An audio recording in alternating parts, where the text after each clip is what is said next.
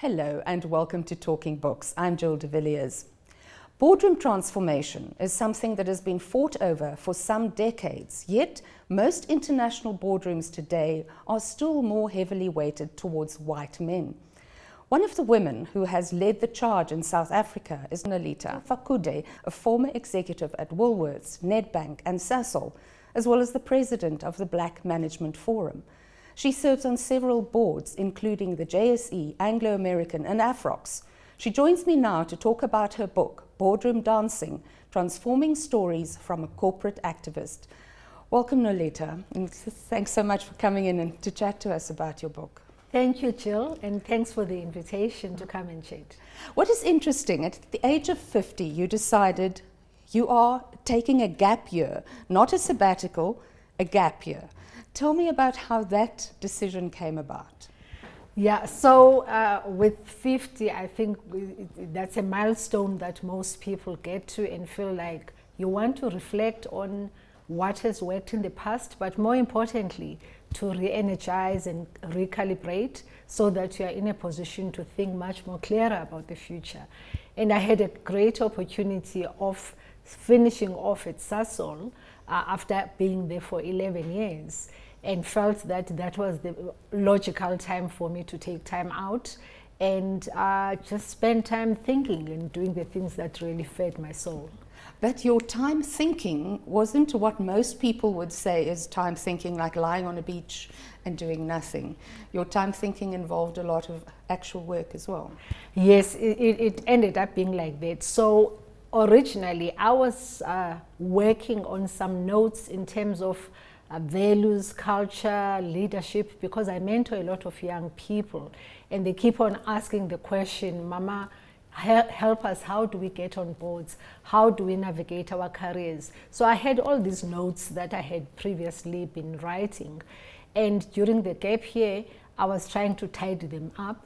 And whilst doing that, a friend of mine said, but you must be writing a book, not just tidying up notes. So that's how I ended up with a memoir. And secondly, I didn't want to completely be disconnected from business, having been there for 27 years. I felt that if I got onto boards as a non-executive director, that would still give me a foot in, so to speak, rather than just being full-time, but have something as a non-executive director. That is fantastic. That's really, so the book is a memoir. It is a little bit about yourself. It's more than a business book, but it's also a business book. Indeed. Your publisher was very happy about that. Well, the publisher was very happy to get those two together, because initially when they saw the script, that's Penn Macmillan, they said, it's good, it's there, but we are missing the you, the human part of you. So please do put in the story your own journey, who you are, where you come from, and obviously what influenced you to be at where you are today. So let's look at that journey.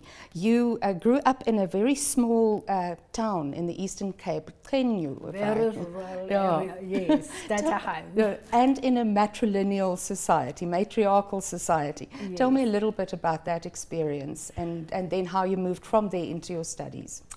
Yes, so I actually was born in Stutterheim in a village called Qenyu, and I'm the firstborn daughter with my family. And my mom got widowed at 28 years old, and I was 8 years old at the time. And my mom had been left the shop by my father, who had passed away, and also my grandmother, who had passed away 2 years before. And in the village where we lived, most men were away working, either in the mines or in other big cities. And so the village, even by itself, had a lot of women there. And the women ran their homes, ran their lives. They were teachers, they were home owners and landowners. And during that period when I grew up, because I was that child from the village, I happened to know quite a lot of people and engage with a lot of people, because they would either come to me to ask for me to write letters for their loved ones who were not at home, and I would also read these letters. And I suppose I got trusted with those kind of conversations at quite an early age. Growing up as a Xhosa woman, in the Eastern Cape gives you an advantage because women are taken seriously in the culture. Did you find that to be applied to you as well? Definitely. I grew up in an environment, like I said, where women did basically everything and anything. So I never had a sense that I could not participate in life, in issues, because women were always front and center of what was happening. So, for example, with my grandmother, because she's basically the source, she started the business, she owned the land. Within the business and the church land where we lived, not even church land, the house where we lived, she had a church. And that church was her church, even though it was Presbyterian. And she would sit with the reverend and discuss the text for the next Sunday's sermon and be able to influence one way or the other what was going to be discussed. And in a way that kind of gave me the sense that, you know, women can basically do anything and everything. And then you also got business grounding working in the shop, in the business. Exactly. As the firstborn child in the family, after my dad passed away, my mom basically wanted all hands on deck. So, for example, opening for the bakery in the early hours of the morning at around 6 o'clock before the store opens fell on me. It was my job to go and open the shop, and then thereafter go and wash and go to school. After school, I would come back to the shop again and work and help my mom and relieve the other lady who was working in the shop. My mom at the time was also a teacher, so she ran the shop and also was a teacher.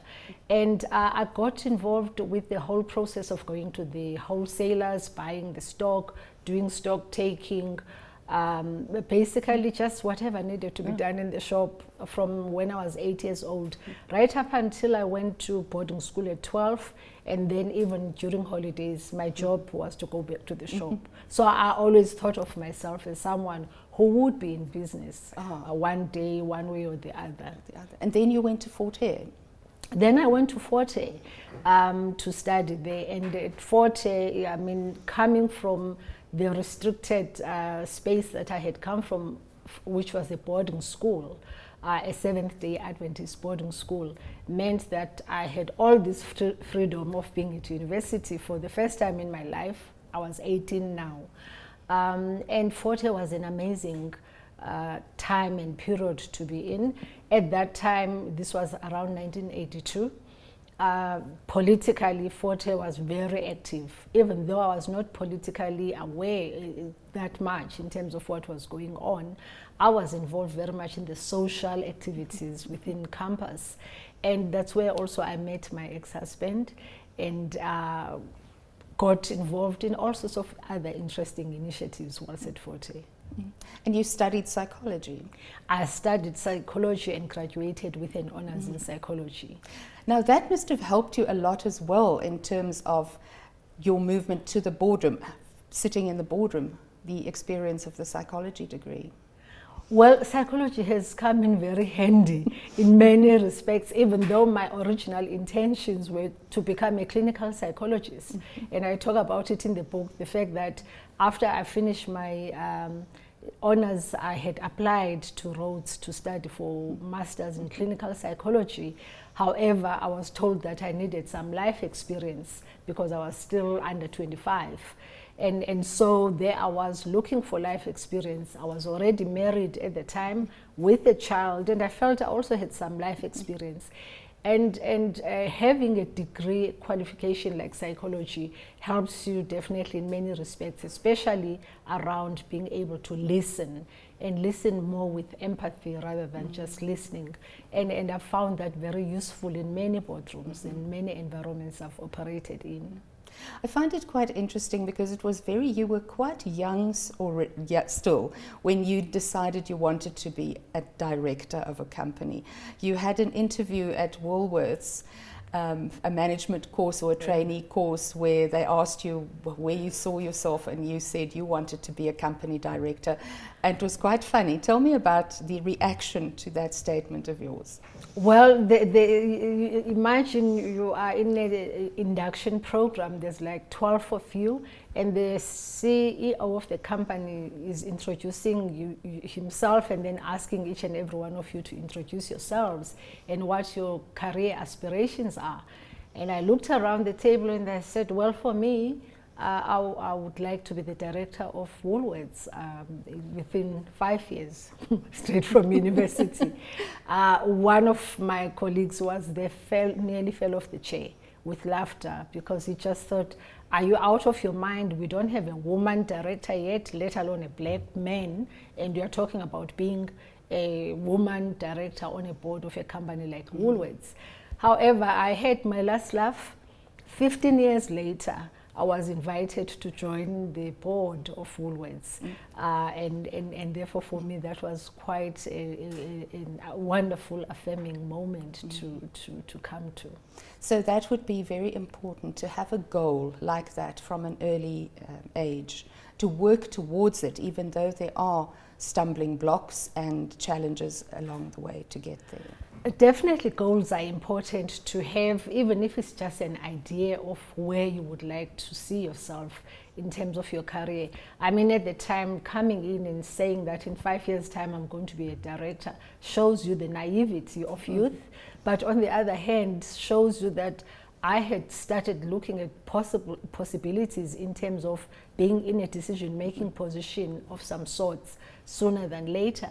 And therefore, when you have those goals, you obviously start making plans to work through how best do I get to meet my aspirations and my goals. And you realize halfway through whether your ambitions are really outrageous or whether they are doable. And if they are doable, what are the things that you need to do? Personal growth, personal development, or even changing jobs to make sure that eventually you get to reach the point where you aspire towards to reach. There's an interesting story you tell as well from in your younger days at Woolworths, when you were a manager at a branch, and when apartheid was still more prevalent here, and this one white woman had come to you with a complaint and wanted to speak to a white manager, and then you said you'll put her through to head office. To head office. Yes. Were you surprised? What was the reaction from head office, and were you surprised at it? Well, remember, Jill, this was 1990. So any customer who was upset at Woolworths was a big issue, because customer is king for a company like Woolworths. But on top of that, a white customer who is upset and threatening not to come and buy from the company forever, you are petrified as an employee. And so for me, it was important that someone talks to her nicely and calm her down so that she doesn't leave us forever. So when she spoke to the regional, the retail operations director on the phone, and was going on ranting and raving about her unhappiness, whatever that unhappiness was all about, she also mentioned the fact that she was being served by a black manager was not on, all those kind of issues. And the gentleman on the other side of the line, turned around and said to her, "Ma'am, thank you very much for always shopping at Woolworths. However, I would be grateful if you stop shopping with us, because that person you're talking to is our employee, is a colleague, and we will not accept you talking to her like that." And that for me was quite shocking, I must say. It was unexpected to hear a white leader talk so strongly about the values of the company that they held very dearly, to an extent where they were prepared to lose business. And that person was Simon Suzman, who today is the chairman of the company. And the lesson for me there all the time always was that always remember that the values of the company that you put up there as a leader, you should be living those values. And often we hear people saying leaders don't walk the talk of the values that they put out there. And that has always been a powerful reminder for me to say your values, you need yourself as a leader to respect them and also live up to those values so that other people can see you role modeling that leadership behavior and be able to do what you want them to be part of. Now, talking about values, what are your particular personal values? Well, my specific values are, it's about integrity. I believe that being a person of integrity, or even aspiring to have integrity in all that I do and how I am in the world with people, whether it's in friendships or in personal relationships and even professional relationships, it's important that people trust your word. It's important people believe and know that what you say you will do, and also know, more importantly, what you stand for, and that what you stand for is something with integrity. The other value that I have is that of humility. You can't be a leader and achieve and hope to achieve a lot of things if you are not humble enough to be able to open yourself to listening to other people around you, and also accept that you may not necessarily be the brightest person around on a particular topic, but rather that there are other people out there who can do better and know better than you, and that you need to be bringing them into the conversation to give you a much more powerful outcome than you could have got all by yourself. So I just want to change the topic ever so slightly. There was a moment in your life that was really an incredible story, talking about as well being humble, and you actually had Winnie in your home. You entertained her for a while. Tell me about that story. Well, I believe that that was a life-changing moment for me in terms of my own personal life. And this was in 1994. 1994, just a week or two after we had all voted, obviously, in South Africa. And I talk about it in the book, where this lawyer friend of ours calls home and says, well, urgently, he needs to ask me and my husband to host Mama Winnie. And initially I didn't even know who she was talking about, because he kept on saying Mama is coming. Eventually I get to understand that he's talking about Mama Winnie. And I said, well, Mama Winnie can't stay with us. We've got a small home, you know, someone of a stature. How are we going to cope with it? And no, he reassured us that no, Mama will be very happy and fine with you. She's just going to be with you for a few days, and then obviously she will move on. And the next thing I hear the Pops say to us, the friend, well, she's coming tomorrow afternoon at 2 o'clock. Please be at the airport to pick her up. Well, my first reaction was to clean my house. That's how stressed I was. Like, no, I can't be having guests, let alone someone of Mama's stature.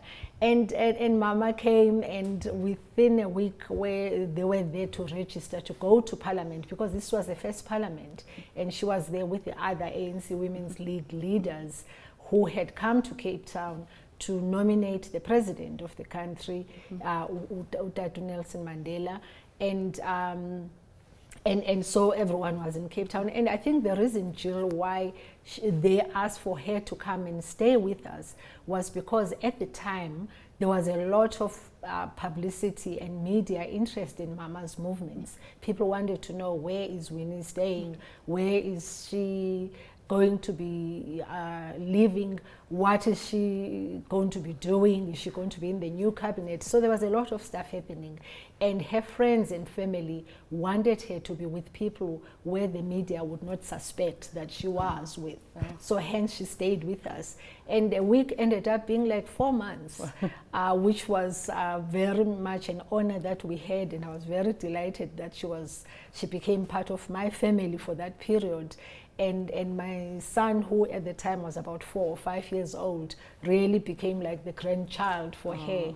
And I learned so much from Mama during that period, because again, at Woolworths at the time, I was the corporate social responsibility manager.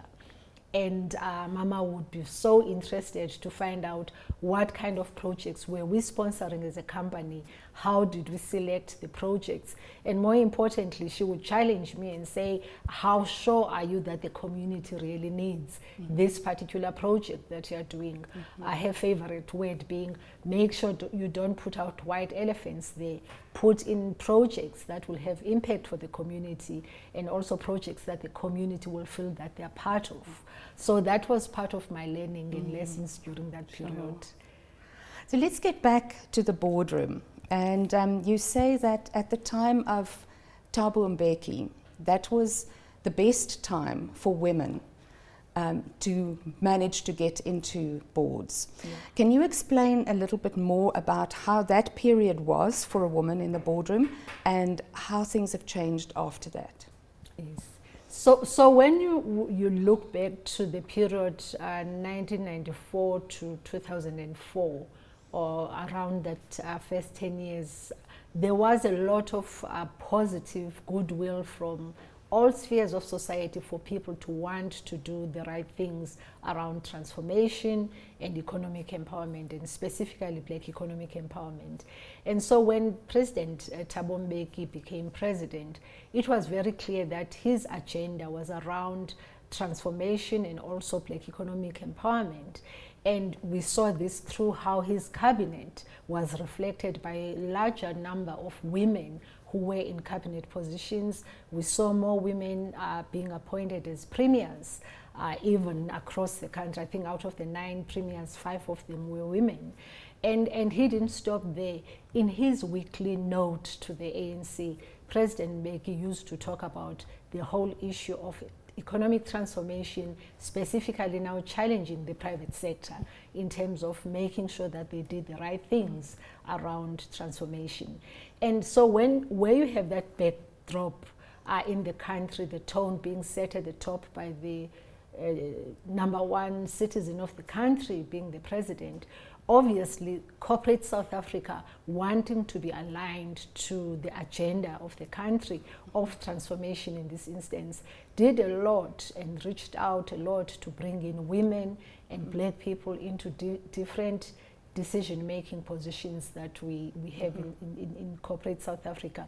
We saw even the representation of women on boards as non-executive directors beginning to improve. We saw representation on excos of companies where women and Black people were represented. And then something happened, something shifted in the whole system of South Africa. We started then looking at the numbers from your Employment Equity Commission's report post-2014. The numbers started dropping in terms of women representation on boards, in terms of women representation at senior decision-making positions, and also in terms of seeing Black people coming through. So instead of seeing more impetus and seeing more people going up, we started regressing. And that is why I say in the book, President Thabo Mbeki truly was a good role model in terms of supporting women and also making sure that women were represented in the various spheres of society. So the regression, was that because of government leadership or any other reason? It's mostly from there, because the tone at the top, you know, companies are a microcosm of society. Whatever is happening in our country in the macro space, be it politically, socially, or economically, it's going to play itself out within your organization internally. Hence, I keep on talking in the book around the importance of values, the importance of the role of leaders in driving the culture change, because again, you pick up in terms of what is happening if the big agenda of the country is around economic transformation and economic emancipation for Black people and women and those who are previously disadvantaged, as well just general diversity and inclusion. That conversation plays itself back within boardrooms and back within corporates. And as a country, we really did feel in the private sector that disconnect, because again, transformation is not one of those agenda items that everybody automatically latches onto, embraces in the most exciting way. People do it because either the law says you should do it or they're ticking a box. And if you are going through a process where people are going on a tick box exercise for compliance, then you lose out on the opportunity to do even beyond the compliance and say, what is the right thing to do for South Africa? What's the right thing to do for my company? And also what's the right thing to do for all my employees when it comes to diversity and inclusion, to make sure that people live to their full potential. And the dynamics of what is taking place externally in the country, therefore, do affect what is happening and the conversations that you are going to have internally within the company. So what do you think now is what does the future look like for transformed boards? The future for transformed boards, I think, needs to start with the board members themselves by understanding that their personal roles are very much intertwined with the broader agenda of the country. So when you sit there as a director, you are sitting there representing not only the company that you are sitting there representing, but you're also representing all stakeholders. You are representing the communities, you are representing employees, government, the shareholders, and many other stakeholders in that business. And the big agenda item that you will find today on most boards will be an agenda item that asks management the question, are we doing enough in terms of making sure that we are aligned to the aspirations and the commitments of our communities that we operate in? Are we doing enough in terms of making sure that we grow the business such that it's big enough to be able to create more jobs, so that we're able to contribute directly or indirectly by paying taxes, so that then government can do what they need to do? But more importantly, by making sure that we support entrepreneurs in our environment and also the communities that we partner with to have much bigger and better social impact, to make sure that South Africa as an ecosystem makes sure that business grows and thrives. And so those conversations, if they take place in an organization, it's because, and it would be because, the directors in those companies continue to ask the question, where are the women? Where are the young people? Where are the black people? Where are the LGBTQ plus communities within the organization? And also making sure that we have the right policies in the companies, the policies that will enable the employees and other stakeholders to feel that they are part of this shared value that the company is creating for the future. Wow, fantastic. Nolitha, thank you so much for coming in and chatting to us. It was great having you here. Thank you very much, Jill, for the opportunity. I really appreciate it. Thanks. Thank you. So we actually only chatted about a little bit. We never got to Nedbank. We never got to Sasol. We didn't get to the Black Management Forum. We never got to questions about advice to young women who want to be on boards, and for that you have to read the book. So my guest is businesswoman and boardroom activist Nolitha Fakude, and her book is Boardroom Dancing, Transformation Stories from a Corporate Activist. Thank you so much for watching. Bye-bye.